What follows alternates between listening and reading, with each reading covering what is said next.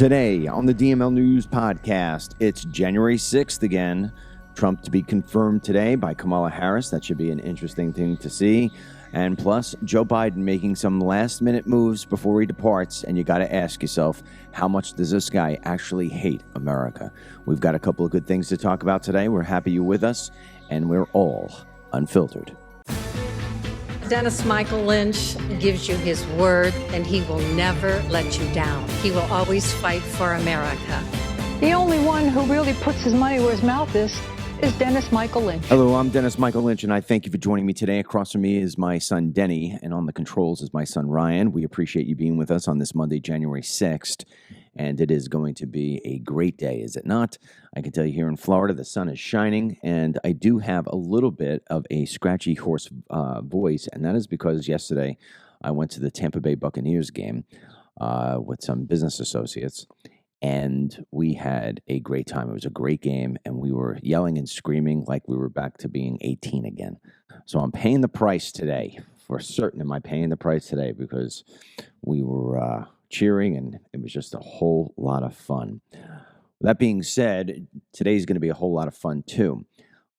Kamala Harris has got to confirm her loss to Donald J. Trump. It's sort of, I don't know.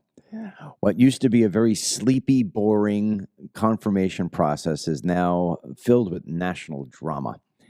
And we sit here and just get really excited about the 14 days that remain because Trump is coming back into office, baby. But the 14 days feel like 14 years. I don't know. We were talking about this yesterday, going back and forth to Tampa.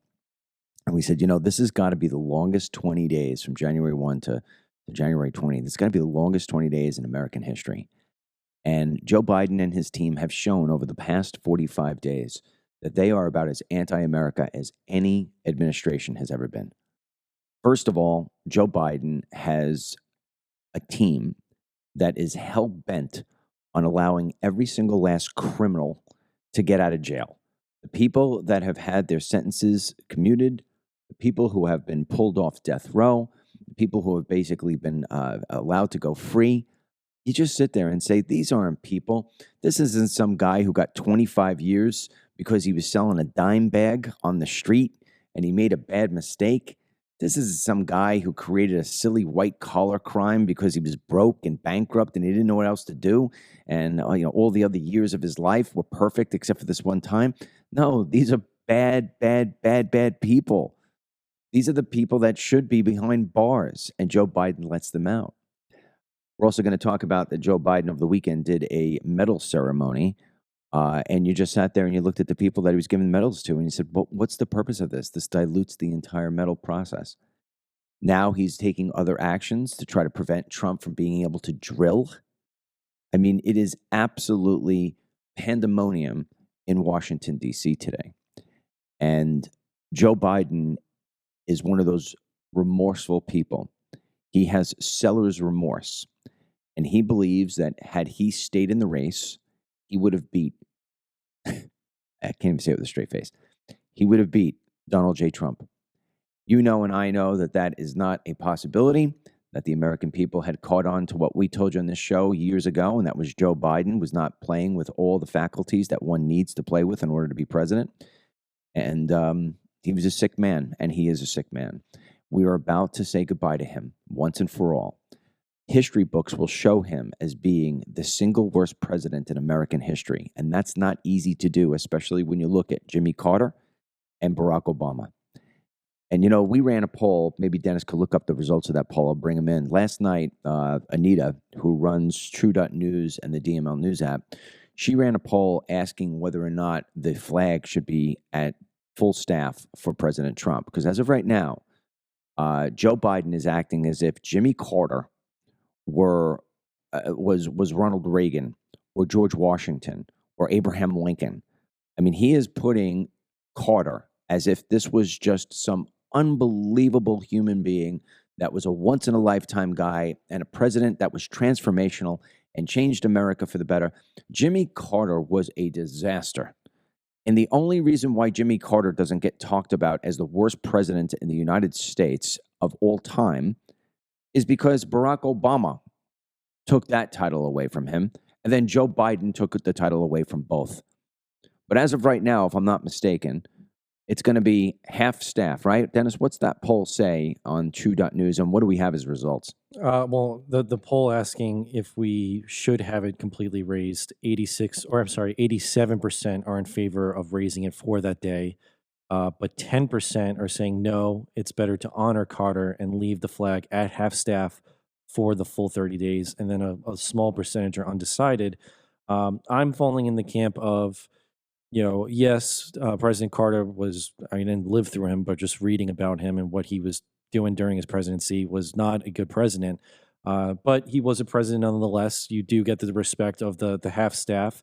However, and it says it in Anita's report, for special circumstance, there can be alterations made in the likelihood of a particular event, hence inauguration. I personally believe that day specifically, the flag should be fully raised for Trump to be inaugurated. And then once inauguration's over, you may continue keeping it half staff for Jimmy Carter to fulfill the rest of the 30 days. But it almost feels like odd and weird timing that, he was 199 years old. 100 years old. Yeah, passes away in the time frame of Trump's inauguration. Unfortunately, he did not get to live his last dream of seeing Kamala become president. I know that was a big thing for the Carter family. Yeah. But the timing of it, him passing away in this time frame, it almost gives Biden that excuse to be like, we don't really need to raise the flags for Trump because we can use Carter's funeral processions and the whole process as a way to overcover it. In one, and I'm not being disrespectful at all to Jimmy Carter's death. Anybody who dies, should be respected. Jimmy Carter served as president for 4 years. It doesn't put him at any more importance than my neighbor or your neighbor. He's just another man. He's another American, and he's a human being. I understand that our government wants to give a little respect to the presidents that have served, but at the end of the day, the half flag, if you want to keep it there, go ahead. I stand on the other hand. My sense is let that half staff represent that America has died. And we have a guy who's going to come in and give it mouth-to-mouth resuscitation, so to say, and he's going to hoist that flag. I'd love to see Trump be the person to lift the flag all the way to the top.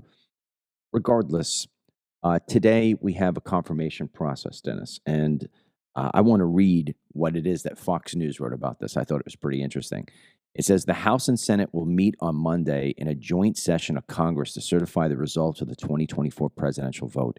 The Capitol riot and oh my God, I cannot read anymore.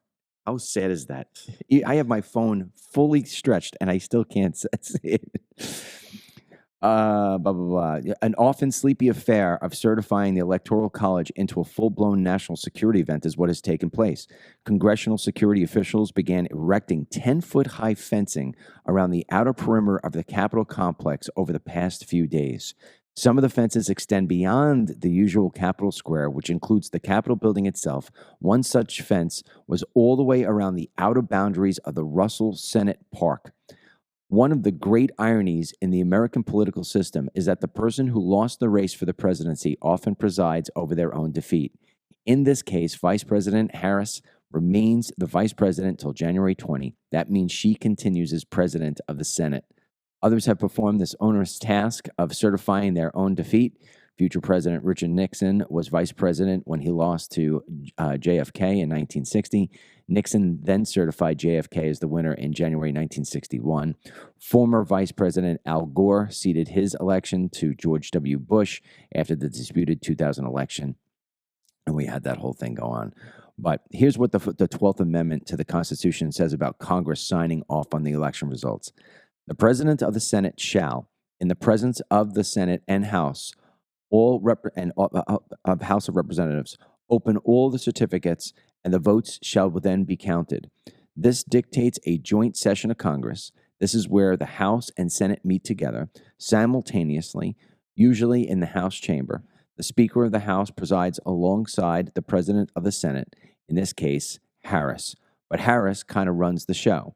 The House and Senate only meet in a joint session of Congress to receive the President for the State of the Union and to certify the election outcome. And since the House successfully elected a speaker on Friday afternoon, the House and Senate can convene the joint session. House Speaker Johnson will co-preside over the session atop the dials in the House chamber. Things are different compared to the exercise 4 years ago. The relatively routine, almost ceremonial certification of the Electoral College forever changed on January 6, 2021, following the riot. So they've got barricades as if there's going to be an uprising. I mean, what's going on? I think it's going to be relatively tame. I think there is a certain irony that what happened on January 6, 2021, we're now 4 years later, and the man who all the Democrats tried to accuse was this insurrectionist, was going to turn over the country, yada, yada, yada, just by and large was voted again to become president. So I think Democrats are realizing finally that that entire line of rhetoric is falling dead short. So I think it's going to be relatively an undramatic day. We do have some videos, though, of I guess your more extreme liberals raising the red flags, believing that Kamala's got some secret plot to not confirm Trump and to just kind of cause chaos the whole process. And I think it just goes to show that some people are just kind of living in delusional land rather than reality. I play him. Trump coming out and calling for a rally with his supporters January 19th, one day before the inauguration.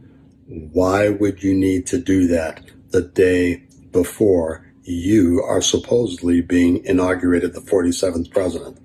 He wants those people here in town for when it becomes even more evident than it already is that under 14th Amendment Section 3, he cannot be sworn in. He's done. He knows it. He's known it for a while. Only thing is, they're ready for you this time, dude.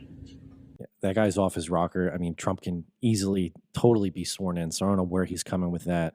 And then we have another video where you have a woman who basically says that Kamala's been dropping these hints on her Instagram that maybe she's going to be the one who takes the presidency and not Trump. And Ryan's got that clip too.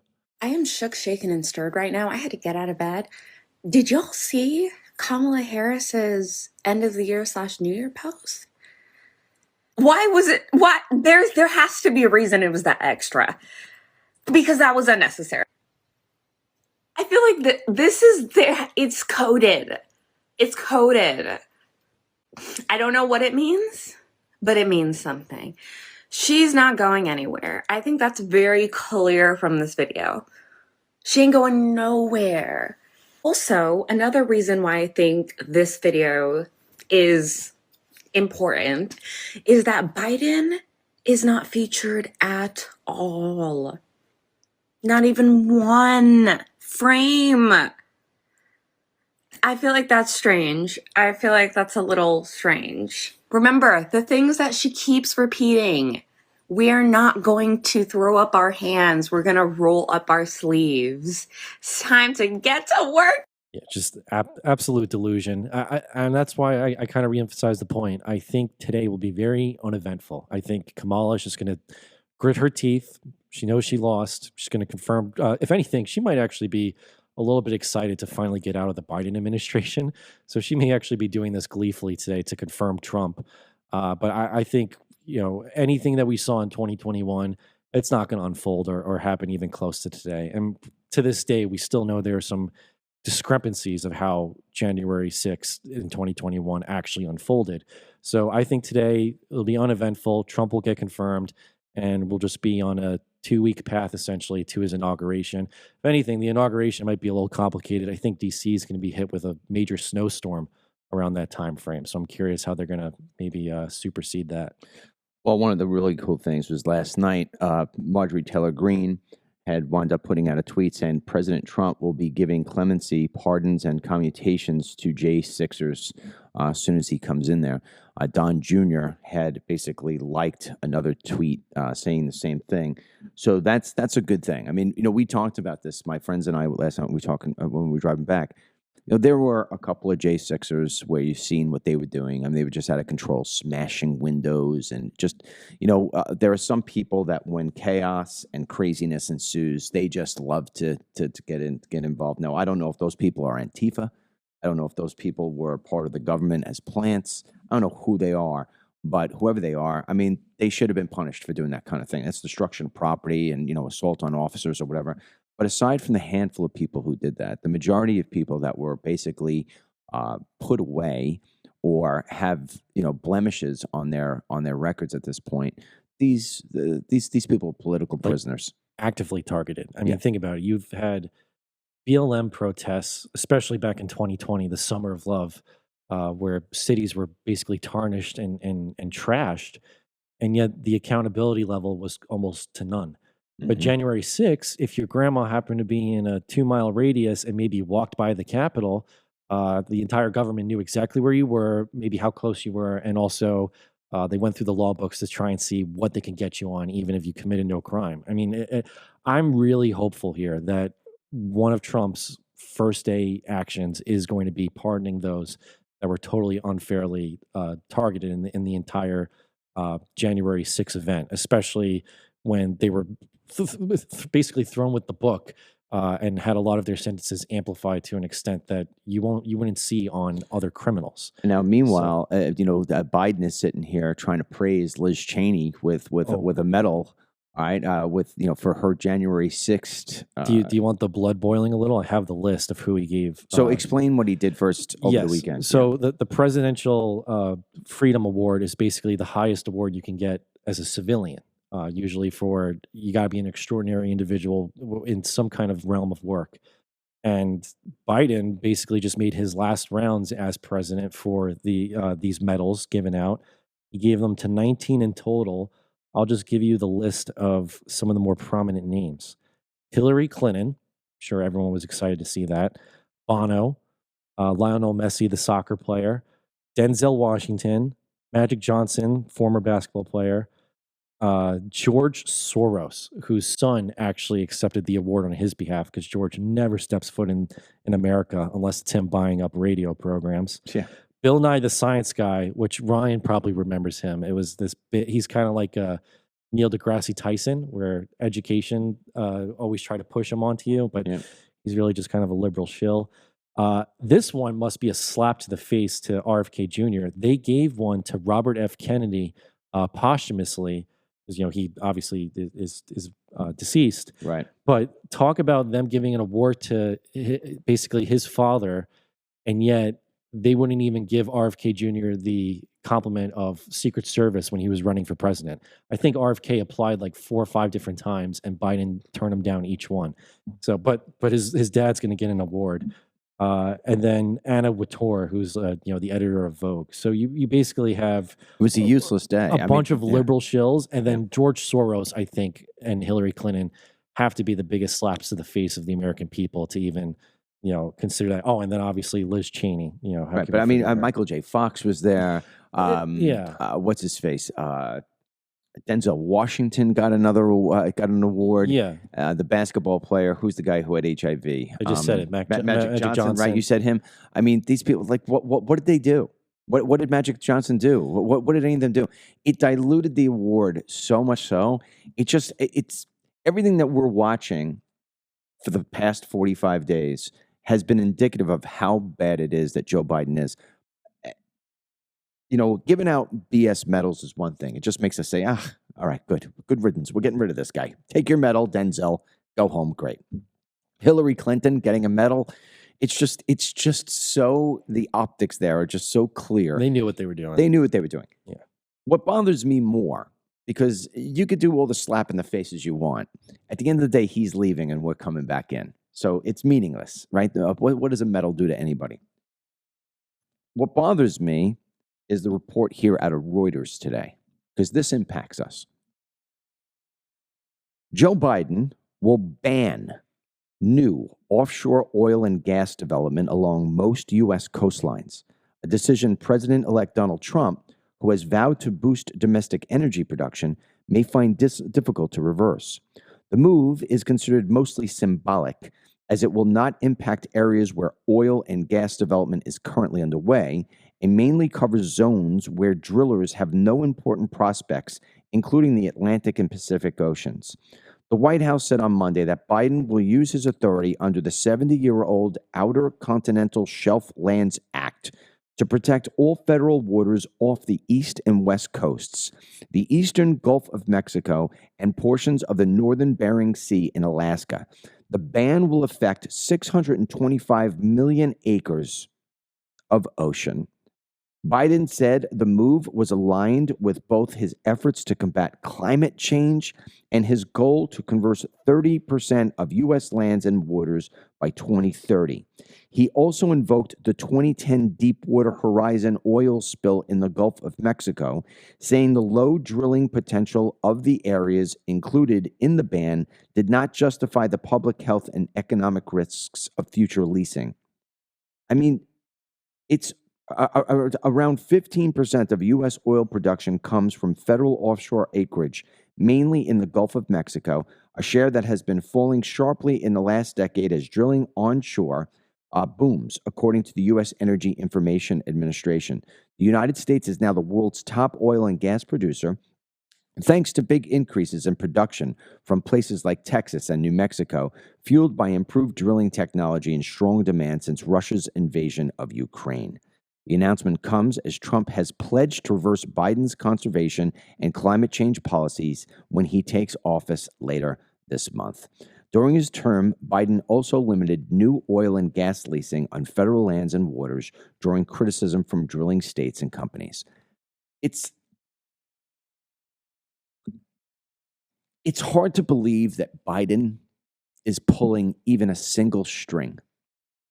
I think what's happening here is that the radicals within the White House, we call them the deep state, are putting together everything they possibly can to just make Trump's life a little bit more difficult. And in doing so, it only proves why it is that Trump and the Republicans won in such huge fashion. Every single last move that this administration makes, whether it is giving money to Ukraine, whether it is leaving our southern borders wide open, trying to make it so we can't drill, everything they do just seems to be anti-American. We come away losers after 4 years of Biden.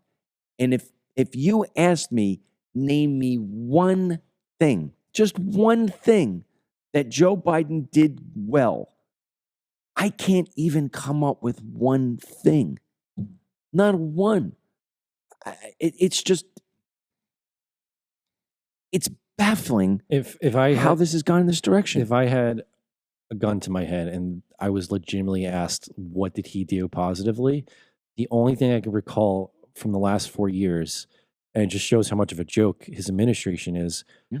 Do you remember when they made that giant fight to combat concert fees, like those extra little ticket fees? Yeah, that is the only thing that they wanted to actively do to support Americans. Other than that, disastrous Afghanistan withdrawal, wide open borders, inflation that just became rampant, jobs numbers that get scrambled and revised every month. They've provided no positivity because the biggest proof in the pudding, people who have been against Trump since the beginning have turned over because of how disastrous his administration has been. If you look, we always talk about the almighty pendulum, how the pendulum swings, right? It swings. And I can't believe I'll say this. I'll probably live to regret it. There may be a sense of balance that the world needs when it does the pendulum thing. If things go too far to the right, maybe you do have to bring them back a little bit to the center. Even though I don't agree with the center or the left of the center, nobody is always right. Okay, and you can't always be right just because you're right. You follow what I'm talking about? Because you're on the right. So that pendulum keeps balance, right? Everybody needs to have balance in their life. If you work too much and you don't exercise, you're out of balance. Sure, you may be making $1 gazillion, but you want to be the richest guy in the graveyard, right? So we have this balance. The pendulum in the world has gone so far left it couldn't go any further, even though they tried to push it further. It hit the freaking top. It says we can't get any worse. And I think it's more than just the American people. If you look around the world, look at Europe, look what's happened to the UK. I just had dinner the other night with a girl and her boyfriend and mom, and our friends were there, and she's from the UK. And I said to her, when are you going back? You're here on a visiting visa? Yeah. She says the UK has been absolutely destroyed. And the closest thing that I've seen to the UK is New York City. When I look at New York City, I see it like it's almost like the twin brother of the UK, but only just it's almost like the Tate brothers. There's Andrew Tate and his brother. I don't even know his brother's name. Tristan. Right? Tristan Tate. So they're both brothers, but the one gets a little bit more attention. That's the UK right now. But she goes, it's a matter of time if you keep your country going in this direction that you're going to be the UK too. And you look at this. And then you hear that today, likely, Justin Trudeau, at least by Fox News' reporting, is that he's thinking about resigning. And yesterday I was in the car with a guy who was from Canada, and he said, I have no doubt that he's going to be resigning. The hatred for him in Canada is massive, boiling over. And so what does that say? It says that the world tried woke, and it didn't work. And now the pendulum is swinging way back, and it's coming real hard and real fast. And, one of the things about having massive changes like that, that there's risk to it. So I think that what we're going to see is we're seeing a lot of changes around the world. People are going to want to go back to a more conservative way. But remember something, and I want to emphasize this. We've said this before on the show, and I think it's important to say it again. I look at my app for real estate every single day. I love real estate. I want to see what's going on with it. And I'm seeing home prices continue to drop. I'm seeing layoffs continuing to go higher. Numbers are going in the wrong direction. If anybody thinks that Donald J. Trump is coming in on January 20 and on January 21 or February 21 or June 21 for that matter, that this mess that we have found ourselves in since COVID is going to be upside down and inside out back to the white picket fence, you're wrong. We're in for a long recovery. You don't make a fundamental transformation like we have both in the U.S. and around the world and just reverse it in a couple of months. You just don't do it. No, I think a big difference too with us versus the UK, kind of like how with some people, personality traits are almost just embedded genetically. I think there is this embedding of national origin. And I think for us, technically our country was born out of rebellion, right? Against, we were colonies, we were subjugated by Britain, we rebelled, we formed our own country. The UK, I feel like they just, not saying universally, but I think collectively they don't have that rebellious fight in them, because the way their transformation has happened in just 4 years alone, especially since the era of COVID, has just been disastrous. Uncontrolled Muslim migration, with most of these Muslims not choosing to assimilate into UK or even like big cities like London-based culture. And instead, you keep seeing reports of escalating crime, rapes, kidnappings, criminal gangs, stabbings. They want to label us as the people with the gun problem, and yet it's not like violence has tapered down in any way, shape or form over there. They just have different ways of doing it, driving cars through Christmas markets. So Europe as a whole, but then also specifically the UK, is really a mess right now. You got Elon Musk throwing out a poll like, should America liberate Great Britain? And thankfully, the comments were like, hey, dude, why don't we just focus on us? Yeah. We don't need to go worry about liberating Britain. They can liberate themselves. We've done it with ourselves before. How about we liberate the U.S. from the woke culture, these elites that kind of want to keep us down, and the idea that we can't be self-independent. Like, let's bring back manufacturing.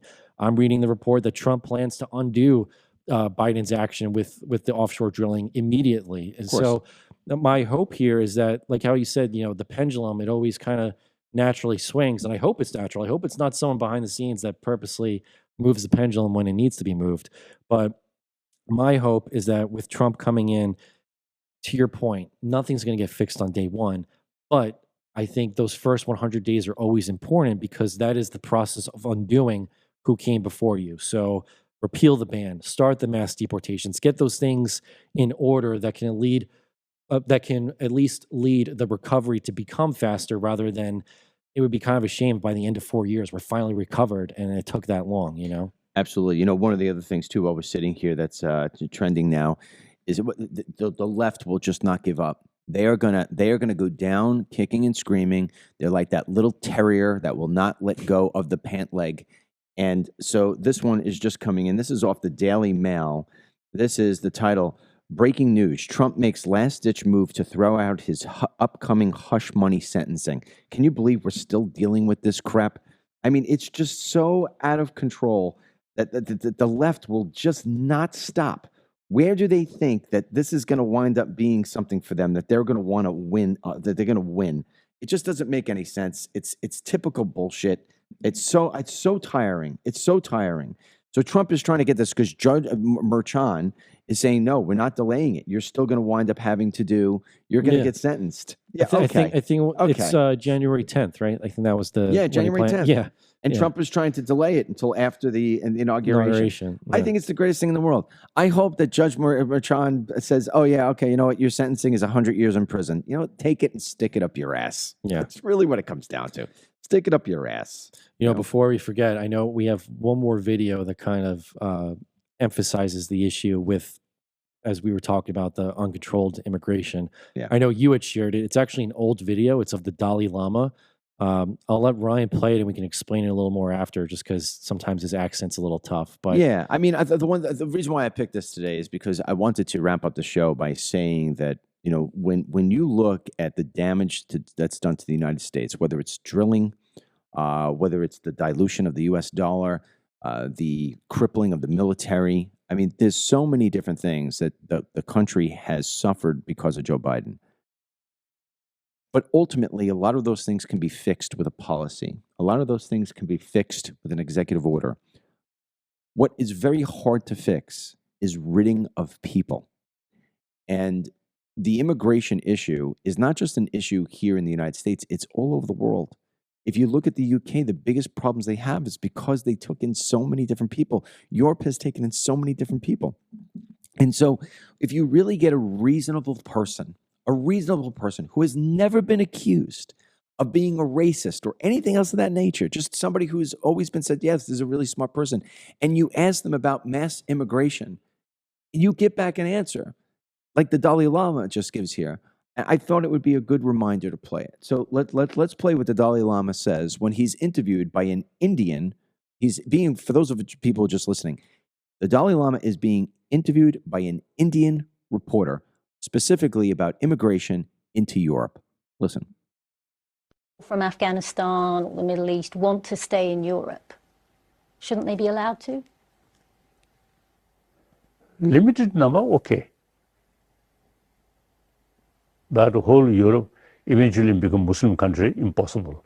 Or African country, also impossible. There's nothing wrong with that, is there? I mean, you're a refugee yourself. They themselves, I think, better to their own land, climatically. Much better. Europe too cold. My parents moved from India to the UK. That's now their home. That's okay too, isn't it? If Indians or anyone else wants to live in Europe? I think England, the small island, 90% become Indian. Then I don't know.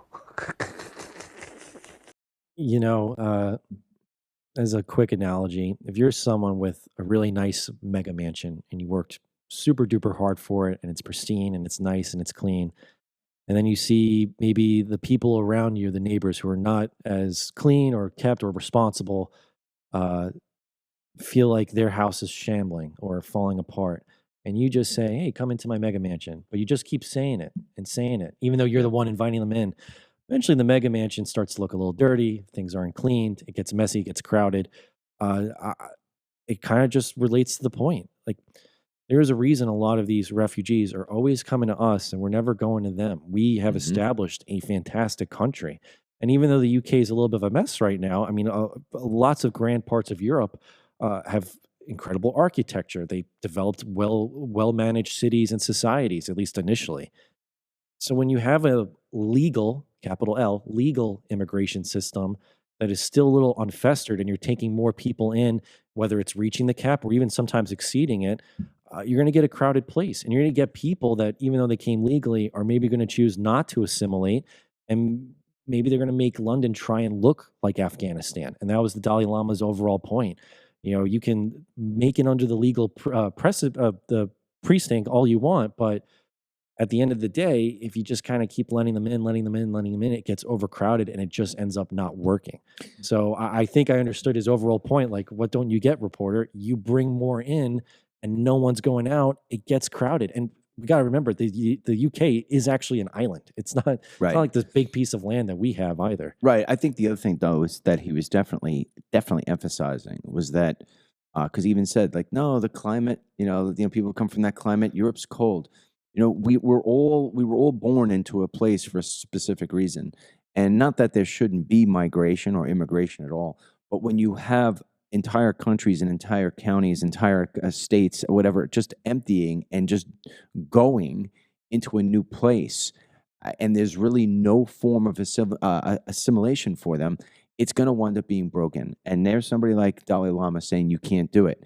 Now, I bring this up, and we'll close out the show on this. Trump has made a lot of promises. And one of the things about Judge Merchan that I think he's doing, why he's continuing to have the sentencing, is because the Democrats are hell-bent on making sure that Trump enters the office as a convicted felon.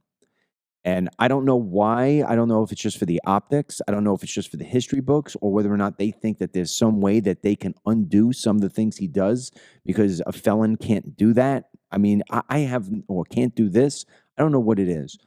But Trump faces perhaps the most difficult challenge of any president since George Washington and, of course, Abraham Lincoln when we had a civil war.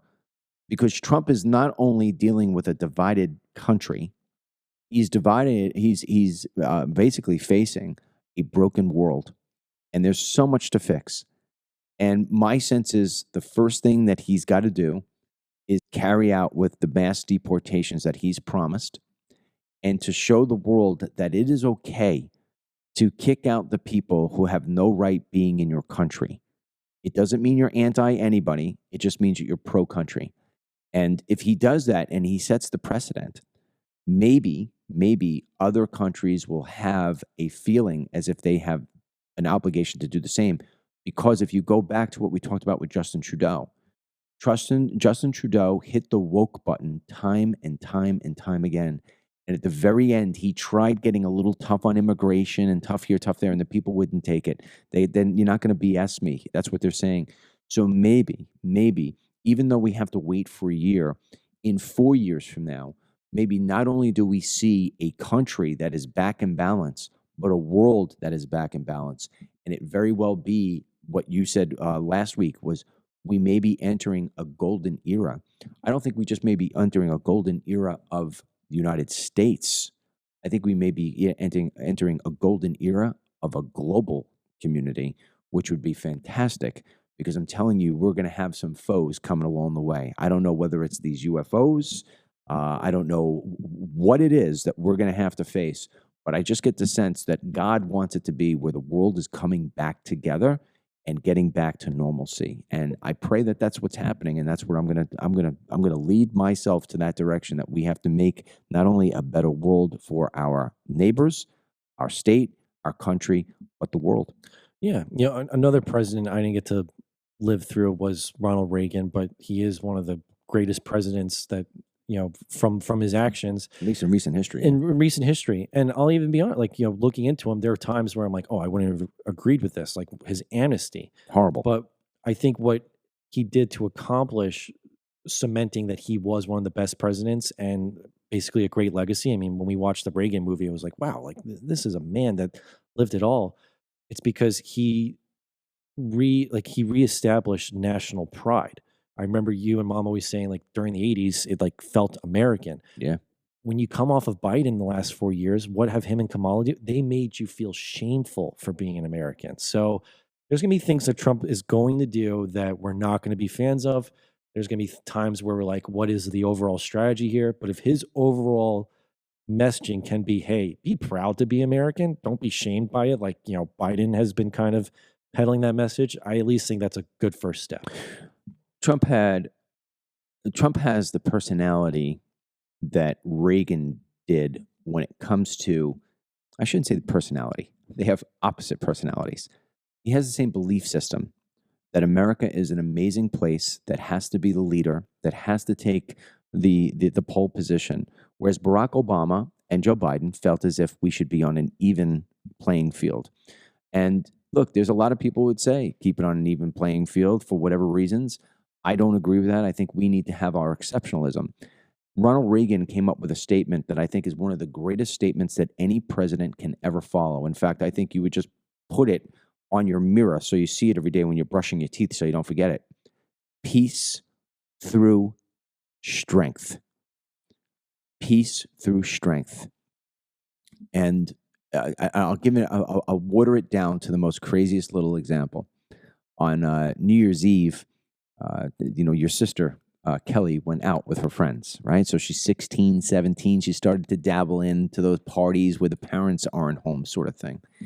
And there was a party, and she went to the party, and the parents weren't around. And I said to her, I said, first of all, you always have to respect somebody else's home. Do not do something that you would not do in your own home to somebody else's home. That's number one. And I knew she was like, I know, Dad. I said, secondly is never, ever, ever even think about having a party at my house when I'm not home. And she said, Dad, I wouldn't even think about doing it. And I said, yeah, why? She goes, I am so frightened about what you would do. Right there, that's what you call peace through strength. My daughter loves me emphatically. I love her emphatically. But she knows in the back of her mind, front of her mind, and sides, that if she goes in a direction that she's not supposed to go in, she's going to pay a dear price. And that is what you call peace through strength. And I hope that example is sort of what it is that I think Trump is going to push out there. I will love you. I'll put my hand out there. Let's be friends. Let's do the whole thing. But if you F with me, I'm going to break you into pieces. It's like a bouncer at a nightclub. I want America to be the bouncer because, the jacked up bouncer that stands there, you can chat with them and be friendly. Yeah. But as soon as two drunk idiots start really riling up and getting into a fight, the bouncer comes in, removes them, separates them, goes back to their spot, but doesn't have to do any other interference or intervention.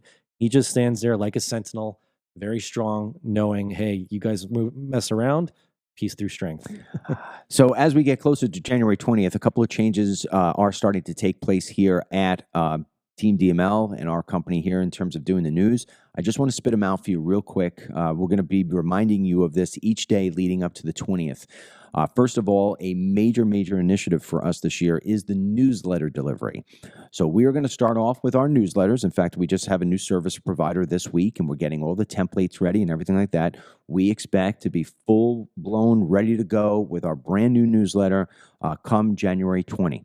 And that is a newsletter you can sign up for free at DennisMichaelLynch.com. If you're already Team DML or you've already signed up for it before, there is no harm in going in and trying to do it again. If we have your email for a second time, the system will just see it's a duplicate, no big deal. If we don't have you, well, just make sure that we have it. Maybe we have an email that's incorrectly spelled. Maybe you did it wrong the first time. So if you want to just be safe, go to DennisMichaelLynch.com, enter your email address. And when you enter your email address, you'll see right underneath that is an extra form where you could give your cell phone number and some more information about yourself. I don't share that information. In fact, my sons don't even have access to that. It's only to me. I'm the one who has it. And the reason why we have it for that information is that periodically these service providers go woke.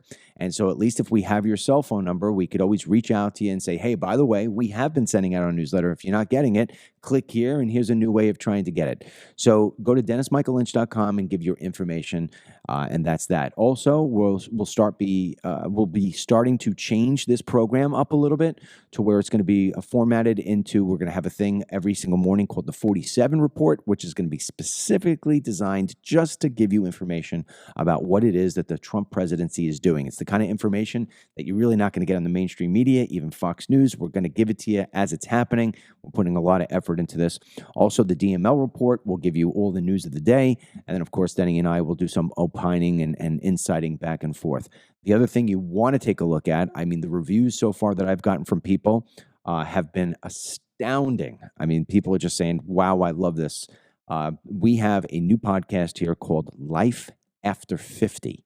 Life After 50, where each week for 50 weeks of the year, I take 2 weeks off. I interview somebody who is very, very interesting, who is 50 years old or older. And the great way for you to be able to see that, again, is to go to DennisMichaelLynch.com, use your email address, and you will be able to get an email because we're going to show you where it is that you can watch that all given times throughout the year. You could go look at the archives, you could look at the new ones, what have you. So really it is, DennisMichaelLynch.com is your beacon for communication with us. Until tomorrow, God willing, make sure that you strap yourself in. It's going to be a wild ride this month. But may God bless you, your family, our troops, the United States, and Donald J. Trump. And today's Team DML blessing goes out to Vicky Mosher. All right, Vicky. Sounds good. Run with it. Get the Dennis Michael Lynch podcast every day by subscribing on Apple Podcasts or Spotify, and download the DML News app from the Google Play Store or the Apple App Store for breaking news, merchandise, films, exclusive content, and Team DML.